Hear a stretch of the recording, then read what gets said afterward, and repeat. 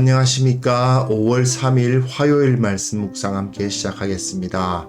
주님께서 오늘도 큰 은혜 주시고 우리를 지켜주시고 하나님께서 정말 살아계셔서 우리를 지키신다는 사실을 확신하게 되는 하루 만들어주시기를 간절히 기도합니다.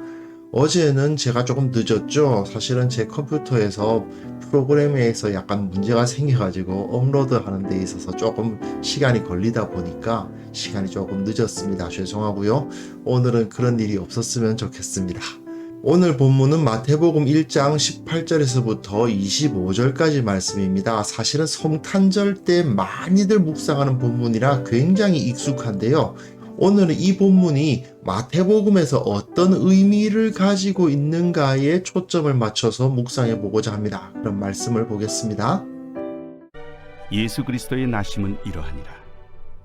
그의 어머니 마리아가 요셉과 약혼하고 동거하기 전에 성령으로 잉태된 것이 나타났더니 그의 남편 요셉은 의로운 사람이라 그를 드러내지 아니하고 가만히 끊고자 하여 이 일을 생각할 때에 주의 사자가 현몽하여 이르되 다윗의 자손 요셉아, 내 아내 마리아 데려오기를 무서워하지 말라. 그에게 잉태된 자는 성령으로 된 것이라. 아들을 낳으리니 이름을 예수라 하라. 이는 그가 자기 백성을 그들의 죄에서 구원할 자이심이라. 이 모든 일이 된 것은 주께서 선지자로 하신 말씀을 이루려 하심이니 이르시되 보라, 처녀가 잉태하여 아들을 낳을 것이요 그의 이름은 임마누엘이라 하리라.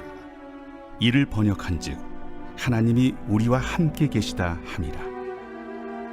요셉이 잠에서 깨어 일어나 주의 사자의 분부대로 행하여 그의 아내를 데려왔으나 아들을 낳기까지 동침하지 아니하더니 나음에 이름을 예수라 하니라. 자, 오늘 본문을 통해서 성탄절 많이 떠올리시겠습니다만은 사실은 오늘 본문은 마태복음 전체의 주제를 다루고 있는 본문입니다. 즉 마태복음이 처음부터 끝까지 무엇을 향해서 달려가는가? 하나님께서 우리와 함께 하신다. 이 임마누엘의 은혜를 선포하는 거예요. 하나님께서 함께 하신다라고 하는 이 임마누엘이라는 것이 얼마나 중요한 것인가를 우리가 알아야 됩니다. 어제 제가 묵상할 때에 마태복음은 유대 그리스도인, 유대인이었다가 예수님을 받아들인 사람들을 향해서 쓰여진 복음서다라고 설명을 드렸는데요. 유대인들의 입장에서, 이스라엘 사람들의 입장에서 하나님이 우리와 함께 하신다. 이것은요, 신앙의 모든 거라고 할 수 있습니다. 출애굽기에 보시면요, 하나님께서 모세에게 바로에게 가가지고 이스라엘 자손을 애굽에서 인도하여 내라고 명령을 하시니까 모세가 제가 누군데 어떻게 갑니까? 이렇게 하자 내가 반드시 너와 함께 있으리라. 내가 너와 함께 있기 때문에 이스라엘은 구원받을 수 있다 이거죠. 그리고 이스라엘 백성들이 금송아지를 숭배해가지고 그만 하나님께 범죄하니까 하나님께서 뭐라고 말씀하시냐 하면은 젖과 꿀이 흐르는 땅에 너희들이 들어가게 해주겠다. 하지만 나는 너희와 함께 올라가지 않겠다라고 말씀을 하세요. 그러니까 사람들이 어떻게 합니까? 이 준엄한 말씀을 듣고 슬퍼하여 한 사람도 자기 몸을 단장하지 않았다라고 되어 있죠. 왜 이들이 이런 반응을 보였는가? 중요한 것은 하나님이 우리와 함께 하시느냐 아니냐가 중요한 거지, 우리가 그 땅을 차지할 수 있느냐, 거기서 농사 짓고 살 수 있느냐의 문제가 아닌 거예요. 즉 이스라엘의 역사에 있어서 그 무엇보다도 중요한 것이 하나님이 우리들 가운데 계시냐 아니냐, 여기에 달려 있는 것입니다. 성전이 세워져 있느냐, 성벽이 잘 세워져 있느냐, 왕이 있느냐, 나라가 부강하냐, 이건 전부 다 부수적인 문제일 뿐이에요. 이스라엘이라는 나라가 서기 위해서 하나님이 함께 하시기만 하면 아무것도 없는 광야에 있어도 문제가 없어요. 완전히 망해가지고 바벨론에 끌려갔어도 상관이 없어요. 하나님께서 그들과 함께 하시면 괜찮습니다. 모든 문제가 해결이 돼요. 하지만 하나님이 그들과 함께 계시지 않으면 이건 아무것도 아니에요. 아무리 예루살렘 성에 은금이 넘치고 먹을 것이 넘치고 사람들이 많고 잘 사는 것까지 보인다 하더라도 그들 가운데 하나님이 계시지 않으면 소용이 없다라는 것이죠. 이 사실을 우리가 기억하면서 마태복음 전체를 묵상해 가야 됩니다. 나라를 만드는 것이 중요한 것이 아니고 하나님께서 우리와 함께 하시느냐 아니냐가 중요하다. 이 사실에 대한 강조, 이것이 바로 마태복음에 있어서 가장 중요하게 흐르는 메시지다 하는 것을 기억하시면서 한번 본문을 읽어갔으면 좋겠습니다. 예수 그리스도의 나심은 이러하니라. 그리스도라는 말을 쓰고 있어요. 예수님은 그리스도시다라고 강조를 하고 있습니다. 이분은 왕이시다 이거죠. 그리스도란 말은 기름 부음을 받은 자라는 뜻이기 때문에 왕을 세울 때 기름을 붓는단 말입니다. 그런데 그의 어머니 마리아가, 자, 어제 본문 혹시 기억하십니까? 그의 어머니 마리아입니다. 예수님은 엄밀히 말해서 요셉의 아들이 아니었죠. 마리아의 아들이고 요셉은 마리아의 남편이다, 이렇게 기록되어 있었어요. 예수님은 기본적으로 유대인의 혈통이냐 아니라는 겁니다. 분명 이스라엘의 왕으로 오신 것은 맞습니다. 유대인의 왕이라 선포되셨습니다. 그럼에도 불구하고 유대인의 혈통이다라고 말할 수가 없어요. 왜 마태가 굳이 이런 것을 강조할까요? 어제 말씀드렸습니다마는 유대 그리스도인들의 가장 큰 문제가 무엇입니까? 이방인 성도들이 들어오는데 처음에 이방인 성도들이 소수였을 때는 문제가 없지만 오히려 이방인들이 다수가 되고 유대인들이 소수가 되는 상황에서 신앙적인 정체성의 흔들림을 겪게 되죠.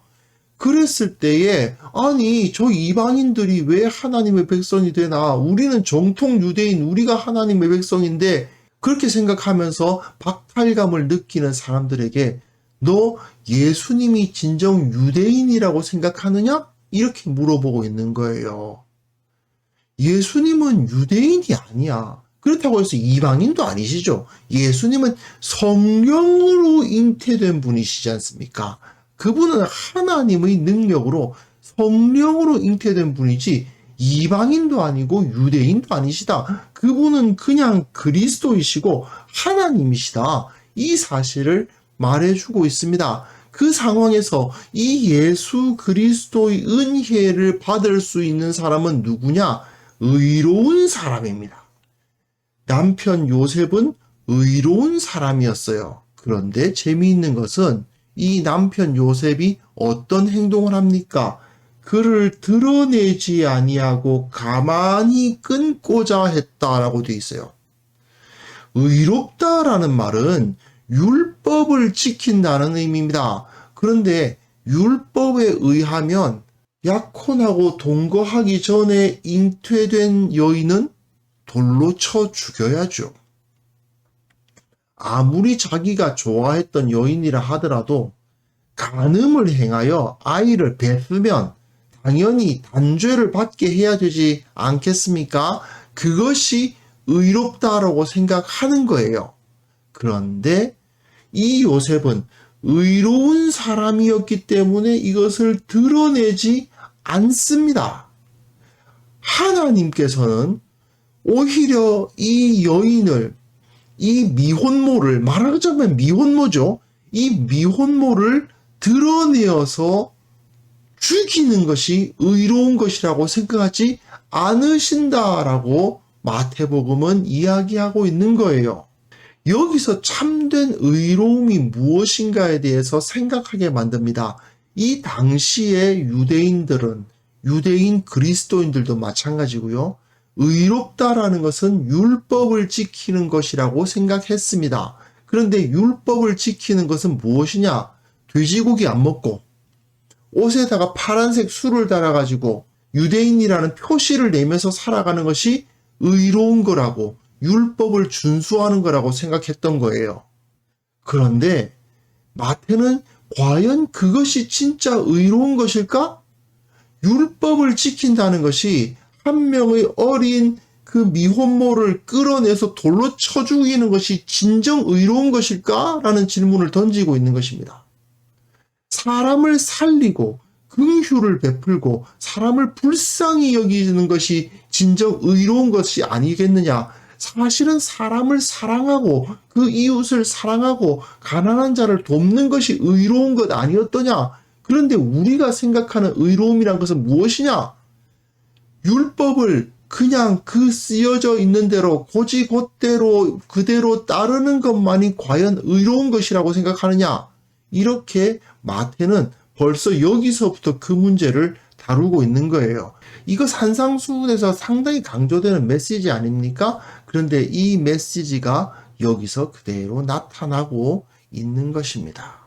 여기서 요셉은 마리아를 죽음으로 몰아가지 않고 그를 살릴 생각을 하면서 가만히 끊고자 합니다. 그런 사람이야말로 진정한 의로운 사람이다라고 규정한 다음에 그 의로운 사람에게 주의 사자가 나타나요. 천사가 나타나는 거죠. 천사가 나타났다는 것 자체가 그가 의로운 사람이라는 것에 대한 증거입니다. 하나님께서 요셉을 의인으로 인정하셨기 때문에 천사가 나타나는 거예요. 그런데 그 요셉을 뭐라고 부르냐? 다윗의 자손이라 부릅니다. 다윗의 자손이란 말은 왕이란 뜻이에요. 아니, 요셉은 누가복음에 의하면 목수였지 않습니까? 이 사람이 왕이었다고 생각하기가 어려운 것이 이미 다윗의 왕조가 끝난 게 언제입니까? 그러나 하나님께서는 이 요셉을 왕이라고 인정해주고 계신 거예요. 결국 요셉이 어떤 사람입니까? 이스라엘을 다스리는 왕인 거예요, 지금. 그리고 예수님은 그 왕의 아들로 태어난 또한 왕의 자손, 왕이신 거예요. 이스라엘의 왕이신 거죠. 내 아내 마리아 데려오기를 무서워 말라. 마리아가 아내입니다.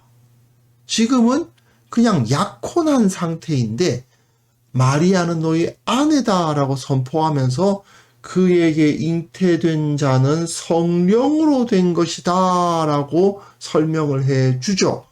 그러면서 아들을 낳을 것이니 이름을 예수라 하라. 이는 그가 자기 백성을 그들의 죄에서 구원할 자이심이라 라고 선포하면서 하나님께서 예수님을 다윗의 자손으로, 즉 이스라엘의 왕으로 보내주실 것을 여기서 나타내 주고 계신 것입니다. 그런데 다시 한번 기억합시다. 예수님은 유대인의 혈통이 아니에요. 이게 굉장히 중요합니다.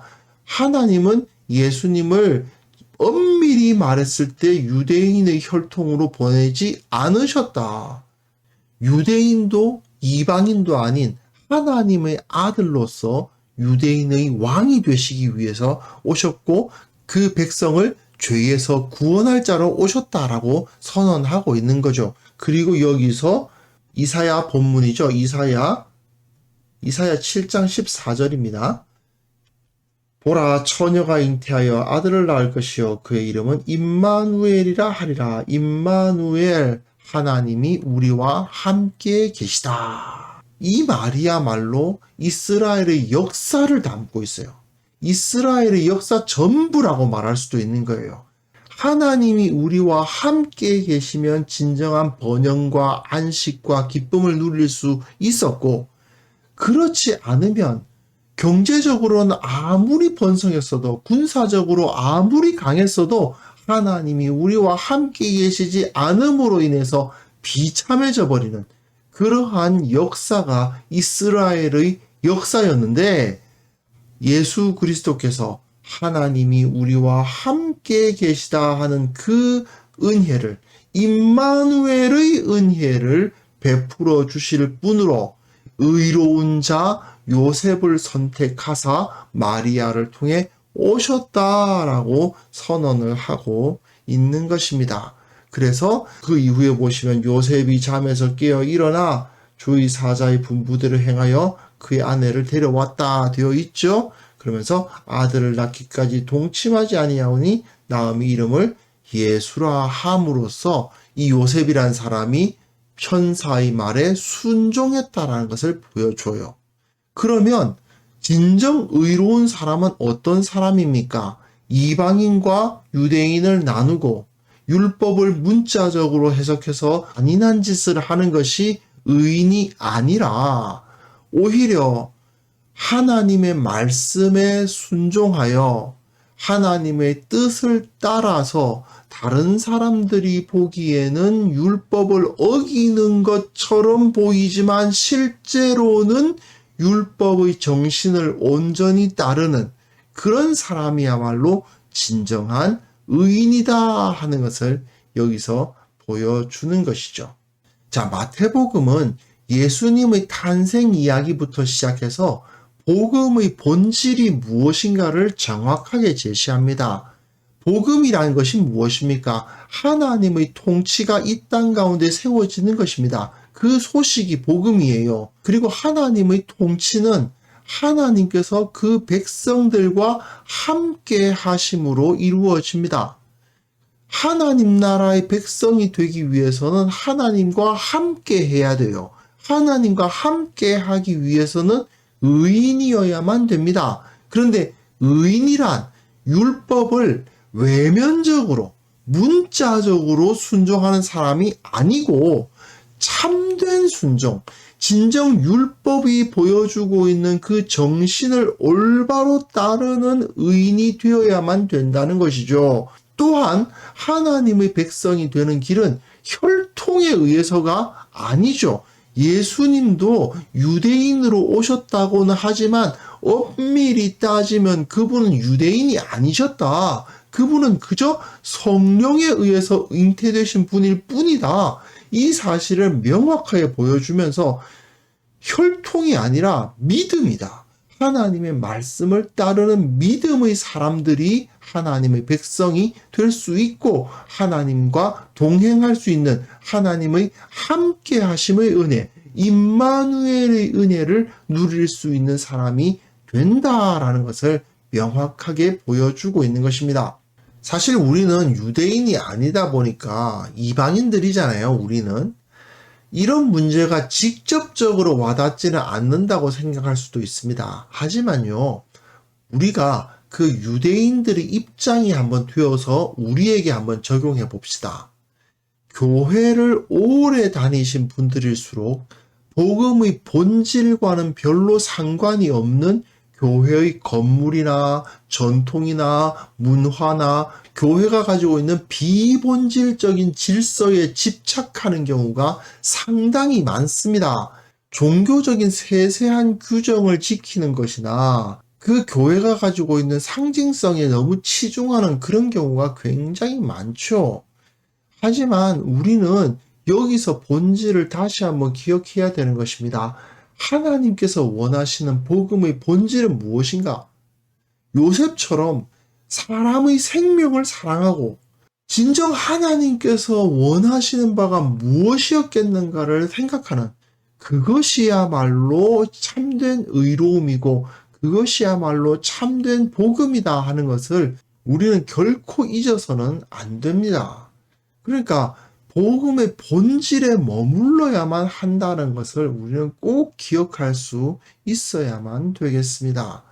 좀 잘 알려져 있는 농담 비슷한 미국 예화가 있습니다. 요즘은 흑인, 백인 이런 표현 자체를 잘 안 쓰는데 편의상 사용하겠습니다. 용서해 주시기 바랍니다. 어쨌든 한 흑인이 예배를 드리러 교회를 가고 있다가 옆에 백인 교회를 보니까 너무 좋아 보이더랍니다. 건물도 화려하고 음악도 너무 세련되고, 그런데 그에 비해서 자기가 다니는 이 흑인 교회는 너무 초라해 보이더래요. 그래서 나도 저기 가서 예배 한번 드려보고 싶다 싶어서 백인 교회에 들어갔는데 쫓겨났대요. 요즘은 그런 교회가 있는지 모르겠습니다만 옛날에는 그런 경우가 비일비재했답니다. 그렇게 쫓겨난 흑인이 길거리에 앉아가지고 그냥 신세한탄을 하면서 나는 왜 흑인으로 태어나가지고 저렇게 아름다운 교회에 들어가서 예배도 못 드리나 하고 울고 있는데 주님이 나타나시더래요. 주님이 오셔서 너 왜 그렇게 울고 있느냐 하니까 사정 이야기를 하면서 저 교회 들어가서 나도 예배 드리고 싶은데 예배 드리지 못하게 쫓겨났습니다. 그래서 너무 서러워서 웁니다. 이러니까 예수님이 말씀하시기를 야 괜찮다. 나도 저 교회 못 들어가 봤다. 그런 농담 비슷한 예화가 있습니다. 이 당시 유대 그리스도인들이 이방인 그리스도인들을 볼 때 느꼈던 감정과 어쩌면 백인 흑인 나누었던 예전 미국의 영적인 상황이 비슷한 것 같기도 합니다. 결국 하나님께서 임하시는 교회는 어떤 교회인가? 진정 하나님께서 기뻐하시는 교회는 어떤 교회인가 생각해보면 금방 답이 나오지요. 사랑과 배려와 그리고 축복이 넘치는 그런 교회가 되어야 되지 않겠습니까? 혹시 우리들 가운데에는 이런 모습이 없는지 반성해 보면서 우리가 복음의 본질을 알고 오직 복음 위에 서는 그리스도인, 복음 위에 서는 교회가 될 수 있도록 함께 기도하는 시간을 가졌으면 합니다. 기도하겠습니다.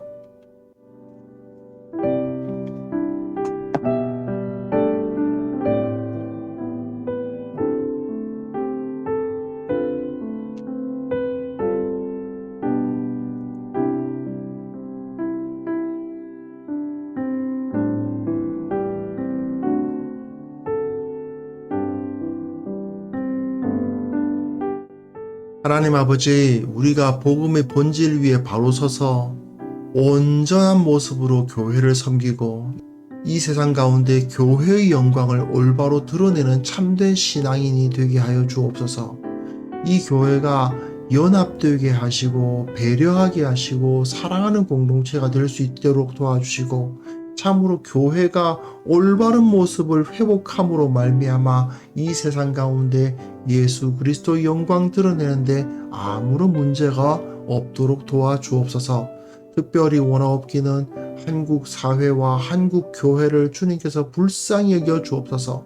참으로 갈등하고 서로 간에 나뉘어서 싸우는 이런 모습들이 너무나도 많이 발견되고 있습니다. 주님께서 불쌍히 여겨주시고 하나님의 진리가 무엇인지 바르게 아는 자들이 이 땅에 가득하여 주님께 영광 돌려드리고 주님께 사랑을 받는 그러한 교회, 그러한 사회가 될 수 있도록 은혜를 베풀어 주옵소서. 아버지, 오늘도 주님께서 우리와 함께 하여 주시기를 원합니다. 임마누엘의 은혜를 체험하는 하루가 되게 하여 주옵소서.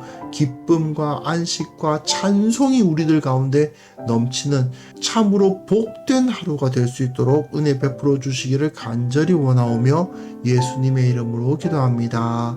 아멘.